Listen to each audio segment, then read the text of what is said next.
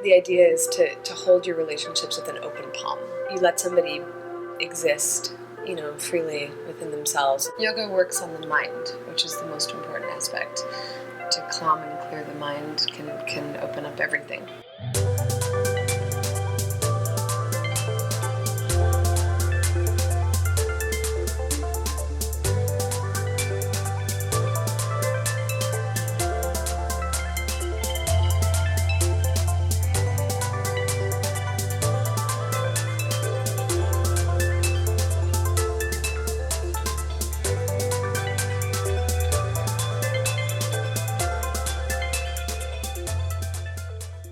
One, two, three, four, five. Who wants to be on New York Reel? Welcome to another episode of New York Reel. So I'm on my way to yoga. There's no better way to introduce my guest in this episode. You know how every time I interview a specific guest, they have a special energy and they will change the show a little bit and they will change me a little bit. This is one of those episodes. My guest in this episode, she is a great musician. She plays the violin, she sings. You might know her from the great band Arcade Fire. And she also has her solo musical project. She is also a yoga studio owner.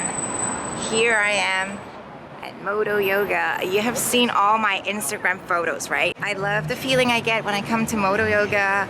I feel very humble when I'm here because there's always so much to learn, so much to practice. The Modo family is very welcoming. I am lucky to be a part of it. So here we are. Whoa. Hi, Josh. Oh, hi, Alex. Enjoy my interview with Sarah Neufeld.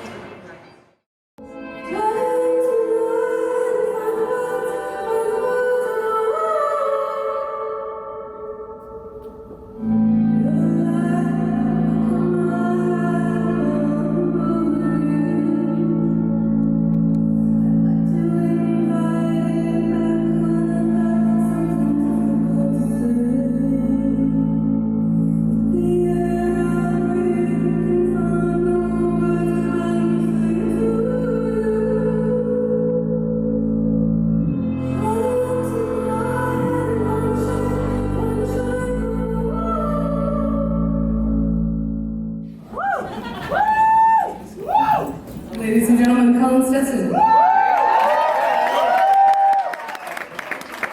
Sounded like I was selling him. I'm so sorry, Colin.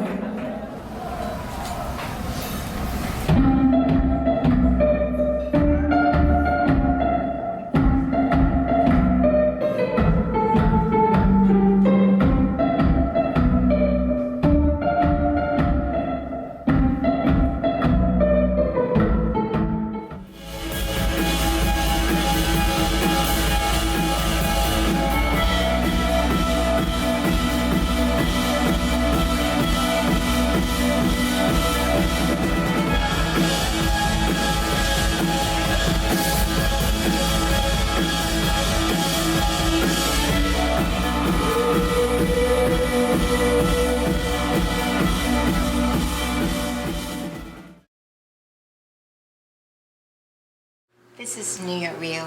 I'm Olive. Today, my guest is Sarah Neufeld. You are a violinist. You are a yoga studio owner. You also sing. You play the piano, and you used to teach yoga. I guess if you have time now, you would too, right? Yeah, I do. Yeah. And you are well known for playing in the world's most famous indie rock band, Arcade Fire, for years, and you guys won the Grammys, Best International Album, the Album of the Year. I'm sure, we will have such a good conversation into your musical journey and talk about yoga too. Thank you so much for being on New York Reel. Thanks. So the first thing that I wanted to ask you is I've been very curious about how you would remember at 3 years old you loved playing, you want to play the violin because your brother was playing the violin.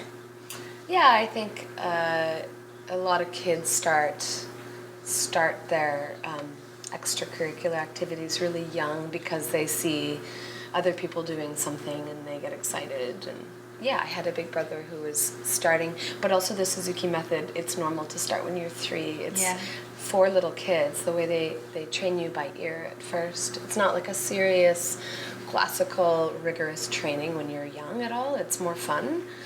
But yeah, that's how I got into studying the violin. You actually had memories of yourself in that, yeah. I do, yeah, I do. I remember, you know, when you have childhood memories, you remember the room that, you know, that you take the lessons in. I remember the teacher. I remember certain smells and textures. I remember thinking it was totally normal. I mean, my violin was my size. It was tiny. My parents have it on the wall. It's this big, and I don't understand how I thought that it made any sound, because it sounds insane, but that was my violin. That's what I played. That's what I used. I took it very seriously. No, but kids grow up fast. You know, within a few years of that, I was already playing a much bigger instrument and actually probably making some notes. Did you also like singing at the time? Yeah, singing, I remember really loving, you know, being in choir in school, and I didn't really get into singing more seriously until I was older. As a teenager, I started playing guitar and, you know, writing kind of folk songs and singing songs and stuff, playing in bands. Mm-hmm. And I was so lucky to be there last Friday. Yeah. To see your show and your latest album, The Rich, which is your solo project. Yeah. I felt like standing in the audience, when we know how to be self-aware, when we do yoga, I feel like people that do yoga would understand your music more in a deeper level. Huh. Yeah. Can you tell us about, you mentioned when you were playing with a big group, there are other things that you wanted to say, and you kind of distilled it and now magnify it. Can you explain the process of your writing?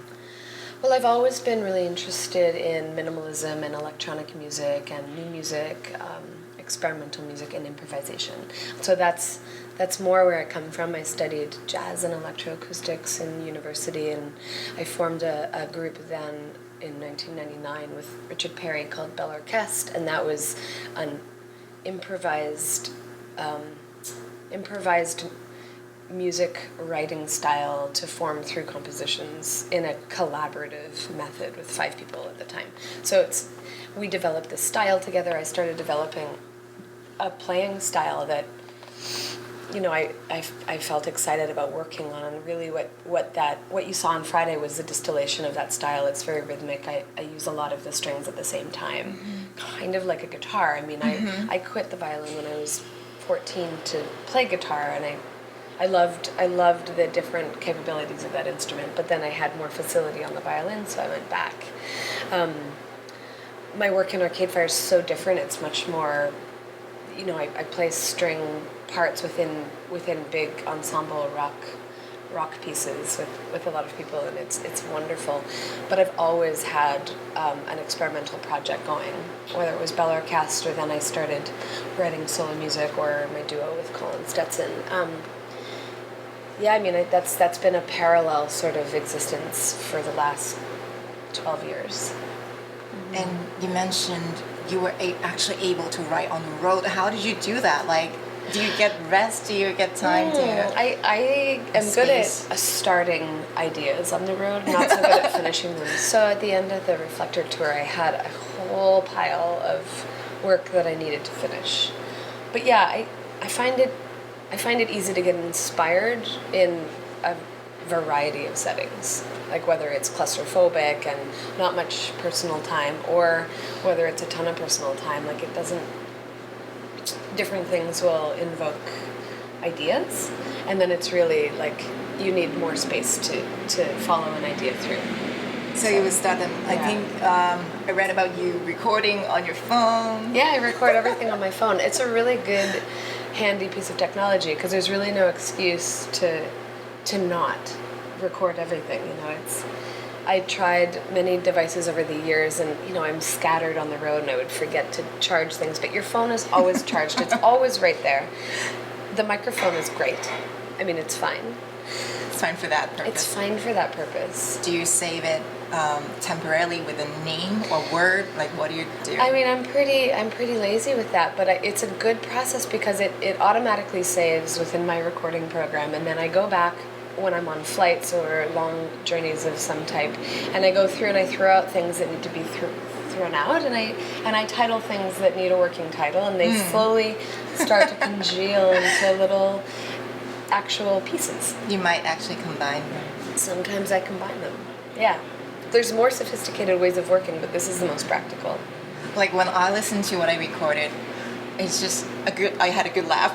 Yeah, I wasn't able to use it anywhere. Yeah. But at the moment, I just I think I need to remember it. Maybe someday it'll be You just useful need to again. remember it. Yeah. Yeah. Wow. Do you like traveling? You've been obviously been doing a lot, and Yeah. this is like a short break before you go back on tour again, and you're going to Europe. Yeah. I do like traveling, and it's also exhausting, and so it's always a bit of a balance how to stay healthy on the road and how to enjoy all the best aspects of it. I really do. I love being in new places and places I know as well, and I love connecting with people that I know all over the world. It's really like I'm so lucky to have at this point friends all over the world, and I it's really nice to see them, when I tour. It's like it makes the world feel small. And you connect with new friends too. Yeah. So you obviously now you're going to be flying, and when you're on tour, have you had like a van, buses, experiences? What was like your favorite memory on the road? Oh, I mean, there's Or a great show that I mean, it has been. I know it's too many. Yeah. But like I've been touring for 11 years at least. How long was the longest time that you got to stay at one place? Well, you never really get to stay in one place. Maybe for 3 days or something. Yeah, I don't have too much memory of staying in a place. Yeah, I think one time, a long time ago, we got the chance. It was an Arcade Fire tour, and we were playing Summer Stage. I'm pretty sure I'm combining this right. We were playing Summer Stage and Fashion Rocks, and those both involved playing with David Bowie. Oh! Yeah, it was so amazing. But also, we were in New York for longer than I'd ever been in New York for, and staying up by the park, and we were pretty young at that point. I think it was 2005 still, and that was pretty great.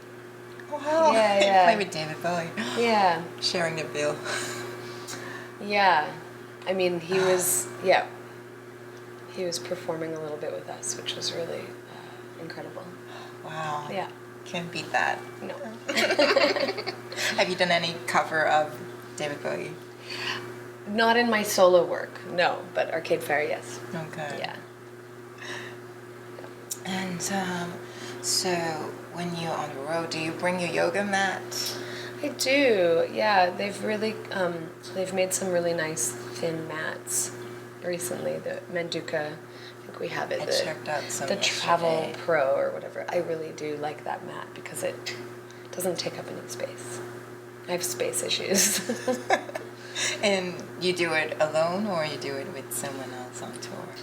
Oh, Practice. the yoga? Oh, it depends who's on tour and what the day is like. I think the best thing I've learned about trying to maintain a healthy lifestyle or a yoga practice on the road is it's really just being able to take advantage of the moment that you're given, because it changes every day. You can't have a schedule or a routine, and so if you're attached to doing yoga at a certain time for a certain length of time, you're probably not going to do it at all, because you can't stick to that on tour. So if there's an opportunity for a group practice, I'll take that opportunity, but often it's just like, I have 30 minutes right now. Mm-hmm. Go. Yeah. You're trained to be very flexible. Yeah. Mm-hmm. What is your proudest moment in your whole career? Proudest moment in my whole career. I mean, I'm not very good at picking favorite things or putting the most on something, but just, really being present with what I've been experiencing lately, having just toured this solo release project for the Ridge for the first time, really. It was my first long solo tour, and with Stefan on drums as well. It was our first tour together, and getting to have the last night of the tour be in New York and having it feel so good in the room, and we just tore it up, and it was such a great show, and having the Modo New York community there was really, really special. Yeah, they were at the front row. Yeah, they were at the front row, and it just, that felt like everything made sense, and I was really proud of us, and really happy that everybody was there, and it felt really great. I mean, I'm still new to Modo. I've been coming every day this month. I've been only practicing for a few months. Yeah. But it's that consistency that I'm addicted to, no excuses. Last Saturday, my boyfriend and I, we went to volunteer. We worked on a farm in the morning, and then we were drenched, we were tired, and then I look at the clock. I booked this class. I have to go. If I'm not lying, fainted or bleeding, I have to make it. So I think it's a practice in general to prepare us for life and not just an exercise. Yeah, totally. And yoga works on the mind, which is the most important aspect. To calm and clear the mind can open up everything. Yes. Yeah. Sarah, when I knew that you would be my guest on Near Real, the first question that came to mind was I needed to ask you, have you always been this beautiful? I'm not sure I understand the question, but thank you. Why are you glowing?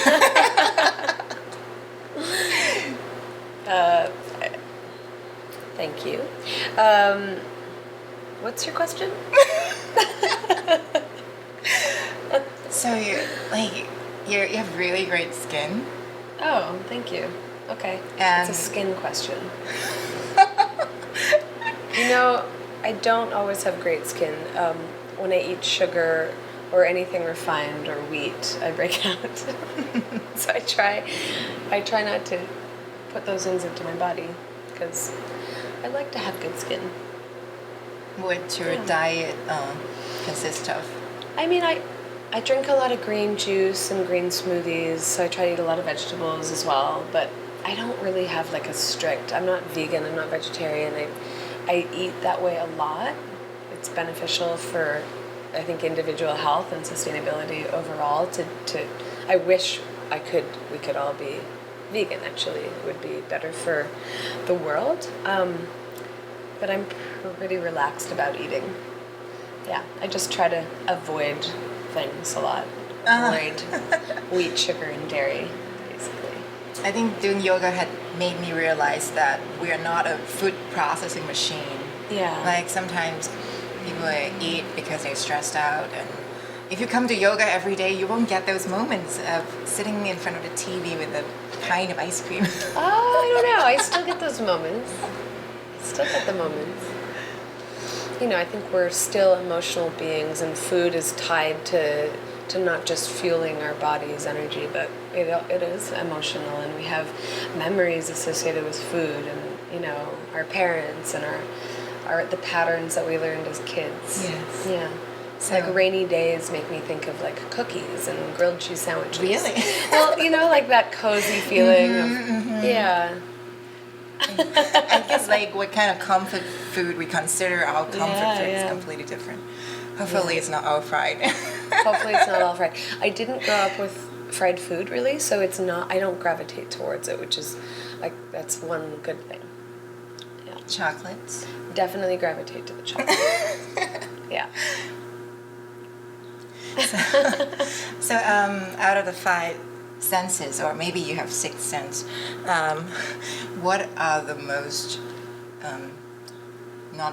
Okay, not the most question, but what affects you a lot? I think I have a really sensitive sense of smell and hearing. Yeah. Because I listen a lot, and the way I get inspired is often auditory. Like I'll hear things in my mind, and I can hear them. Yeah. Sometimes I don't see things, so maybe my eyes don't work so well. No, but I'll always notice a smell or a sound, but not necessarily a visual. It just went to the feeling part, maybe. Yeah, and the tactile stuff. I have friends that are so sensitive with their sense of like the felt sense that they can feel their organs, they can feel their connective tissue. I always joke like I'm like a block of wood. Like when I get a massage, it has to be like so hard, just like run me over with a truck, or else I won't feel it. I get Swedish, like it doesn't do anything. Yeah, no, not at all. The oily pat down does not work on me. Yeah. And you also, off camera we talked about working out too. Besides yoga, you said you also into strength training, like.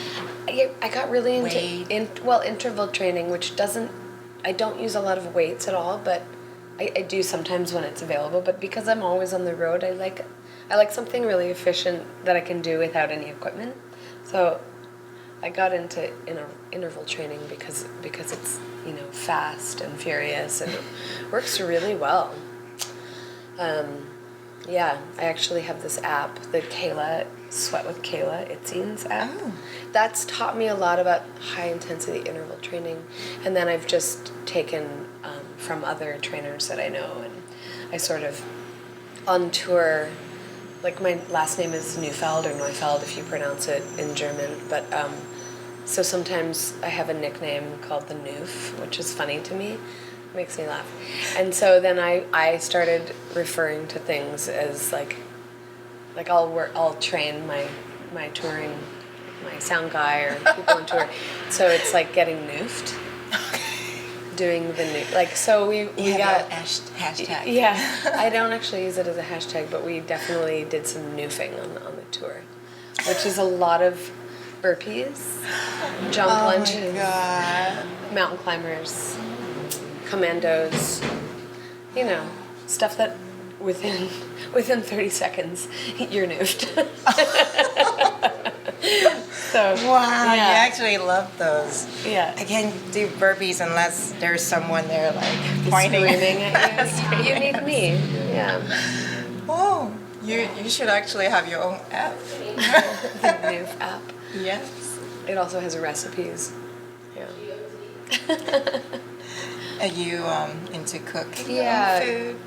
I'm really into cooking. I mean, I don't cook that much when I'm on the road, but it's always been like my second passion. Actually, it was my last jobs were all food related. I used to cook at a vegetarian cafe in Montreal, and I'm really into flavor and texture and color and all that that goes into putting food together.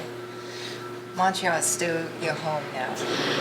It is more energetically than in reality because I travel so much, but I split time between Montreal and New York, and we also have a spot that we write music in Vermont, so which is nice to spend time in nature as well. It allows you to breathe.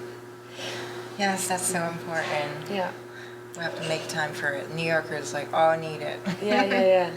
New York is intense. So there are 3 questions I always ask my guests, and I'm gonna shoot you with number 1. Okay. If you are to Skype or FaceTime or Google Hangout with a 20-year-old So Sarah. so modern. It used to be if you were to write a letter to your former self. Exactly, Yeah. or pick up the phone. If you were to text or WhatsApp your former self. Yeah, I'm sure this question will change as the technology is changing. Yeah. So 20-year-old Sarah, where were you? What were you doing? And what would you say to her? I was in university. I would actually say to take piano lessons because I never did. Take piano lessons and study arranging. No, I mean, yeah, I guess I'm a bit of a workaholic, so I would have, back then, I was a bit more of a joker. I worked hard on my craft, but I sort of had that really easy breezy, carefree attitude, which I think is so fun to have, but I also think that I could have found a little bit more focus sooner. Focus. So you would actually tell her to try harder. Yeah, totally. Study your piano, girl. It's important. Yeah, it's one of those things I have. It's a regret. I didn't grow up with any sort of piano study. So but you found your own method. Do you write with piano? No, I don't. I only play keyboards a little bit in Arcade Fire as I'll play this part on this keyboard. And I get really good at playing that part. But if you asked me to improvise or play any kind of chord progression, I'd be dead in the water. Yeah. I can only sort of learn. You do those on the violin and explain it on the violin. Yeah, I do write on violin mostly. Yeah, or in my mind. I actually love your singing a lot. Thank you. I feel like it was all organic and you didn't try to just stuff the whole song with lyrics that don't mean anything like a lot of songs that we hear. And sometimes there are lyrics, sometimes there aren't. Yeah. Yeah, I think my solo project just found its way into a little bit more of a lyrical domain, and it might get more so. Although I really love what instrumental music does in terms of allowing a listener to go on their own journey completely. I love that. I love creating a world for people to create their own world. Yes. So I think that maybe it'll still be sparse, but I do have more and more sort of poetic ideas. And I think it's very transparent. I think, like you said, people can build on top of it or like layer their own feelings and experience. Yeah. Can we do yoga to your music? Is that for that? Maybe 40% of my music is appropriate for yoga. 40%. I've been meaning to make a compilation of all the music that I've ever written that I think is appropriate for yoga. Because it's definitely not. You can't a playlist. Yeah, a Neufeld playlist. And another one for all the burpees and other intense. Yeah. Okay, so I'm gonna ask you to give us some tips or advice, whatever you feel like sharing that works for you in these 4 areas in life: Okay. health, wealth, love, and happiness. Health, wealth, love, and happiness. So I'll start with health. Okay. I mean, this is similar to a little column I wrote for Vogue recently, but I like the idea of adding good habits rather than taking away bad habits, because with the addition of good habits, sometimes you build new pathways in your brain or just in your own habitual tendencies to make better and better and better choices than you add, versus building a culture of deprivation within your own life, So, I drink probably too much coffee, and so I try to mitigate that with a lot of water and a lot of tea and a lot of lemon water and green smoothies and green juices, and automatically you just change the pattern. Well, I'll gravitate more towards that because you actually feel better when you consume certain things versus other things. And so then it's like when you do more yoga, you start to get addicted to feeling good. And you start to learn what feeling good means for you. Because sometimes getting drunk feels really great, but it actually doesn't feel really great, on a number of levels. So you might still have that fun energy and that fun behavior, but you're gonna get more addicted to things that really serve you, that really serve your needs. Yeah. Wow. Okay, what was the next like one? that. Wealth. I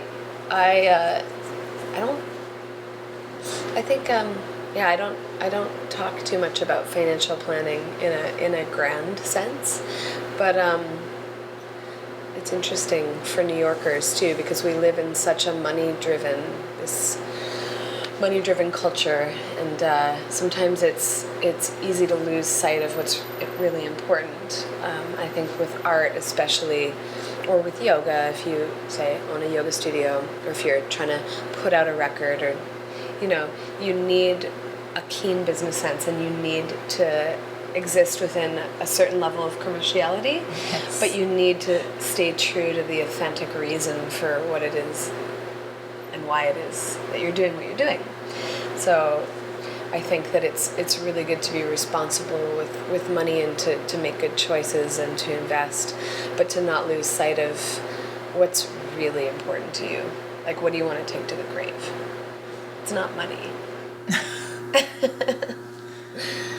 Okay, what was the third one? So you focus on reminding yourself what's important, because it's easy to chase money. For me, it's not about chasing money. It's about chasing the essence of the dream and being responsible about money.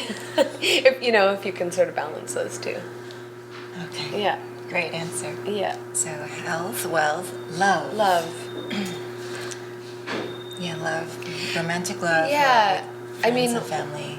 the first thing that pops into my head that I'll never forget this moment during my teacher training with Modo, Moksha, in Canada. So at that time in 2009, it was all called Moksha, but we were in India and doing the component of the training with a mindfulness teacher and author called Frank Jude Boccio. He's a native New Yorker. He lives in Tucson now, and he's a fantastic Zen Buddhist practitioner, monk, teacher, but he teaches the history of yoga and meditation during the trainings.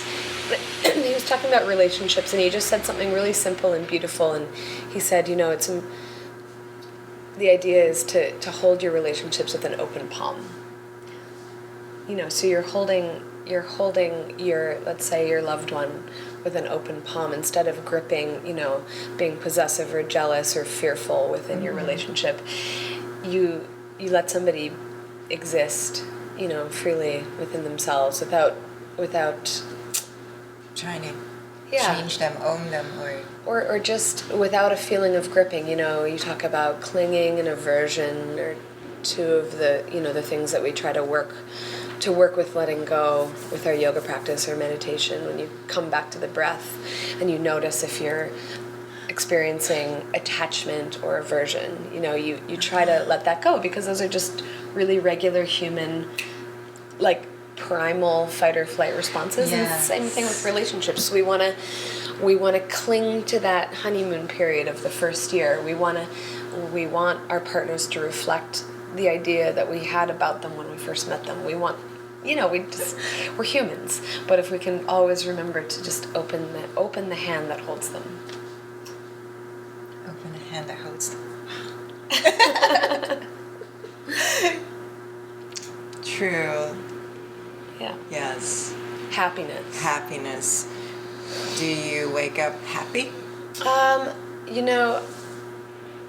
I get into really good habits sometimes where I'll meditate every morning, and I feel my reaction time slows down, and I feel more at peace. And then I'll go through bouts where the first thing I do is make coffee and check my email, and I think it's really important to find ways of spending time with yourself that creates inner happiness and peace. And for myself, I know that is starting the day off with deep breaths and piecing out in my head a little bit more. I can feel the difference. But I think it's important to listen to the really quiet voices in your head. They always know the right answer. So if you need a holiday, generally you should take one, whatever that means for you. It's like listening to yourself. I think it's important. I can tell that if I listen to myself, my higher self knows that I don't need to wake up and immediately be checking my email. You know what I mean? It's like a silly example, but these kinds of, we get into the habit of just like not listening to ourselves and operating on sort of this like habitual stressed out kind of response, and I don't think that serves us very well. I did a digital detox for 48 hours. It was Yeah. unbelievable. The things that came back out. Right. I was like, oh, I forgot this. Yeah. Like totally, like the devices are beeping, ringing, and we were just in chaos.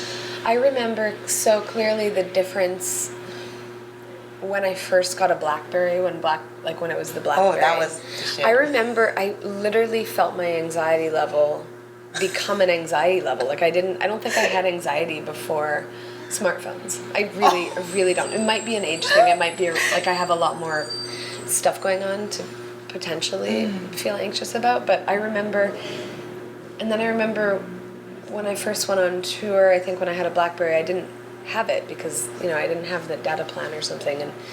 And I remember the anxiety going away. It's like, okay, this is bad for humans. And yet, look at what we're doing, it's just so addictive. Can you share an experience, a memory? It can be in New York or Montreal, just something that comes to mind that gives you joy.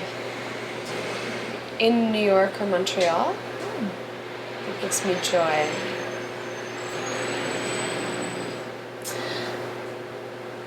I always get a really nice sense of bliss and peace, and also sort of an elevated sense of inspiration when I'm going over a bridge, and I can really get perspective on a place that I'm in, and so I try to build that in. Despite being busy, I'll if I have to go meet a friend in Manhattan, sometimes if I have time, I'll run across the Williamsburg Bridge, or in Montreal there's this old overpass that I really like, where you can see both the plateau, the mountain, and the Little Italy, and I get this it's almost like going for a hike or being in the woods or something. I think I like to get up a little bit on top of a place to really appreciate its beauty and to take it in. And sometimes in New York, stuff is so busy, you're so immersed, I feel really, I feel the magic and a sense of awe remembering that I'm in New York City, and it's such an amazing, exciting, inspiring place. So I like to take those moments on the bridges. Williamsburg Bridge is one of my favorites here. Yeah, and it's close to here. I like all the bridges, but I used to stay in South Brooklyn, and I would ride my bike, even at 5 a.m, to go and open the West Village studio, and I would ride over the Manhattan Bridge. And that was also really inspiring. Wow. It's quite a ride. So when it was still dark outside, because you had to open. The sun would be coming up. Yeah, over the East River. Yeah, I mean, sort of. You were definitely there for the sunrise. Yeah. That sounds beautiful. Mm-hmm. Like when you talk and describe things, I can see it. Like your like where you focus your eyes are so far away, like infinity. I love it. I can totally see it. I think Montreal is so beautiful. I haven't been there yet, but everything that I have seen. You should go. It's not far. It's not far. It's a 6.5-hour drive. Yeah. Thank you so much for these moments, and we're about to go in to take a class. Yeah. You are too? Yeah, for sure. Yeah, I'm excited. I really enjoy it. And today is day 18 of our 30-day challenge to do yoga every day and just get into the good habit. Yeah. Thank you so much for being my guest. Thank you. Yeah, let's go sweat it out. Yep, let's go.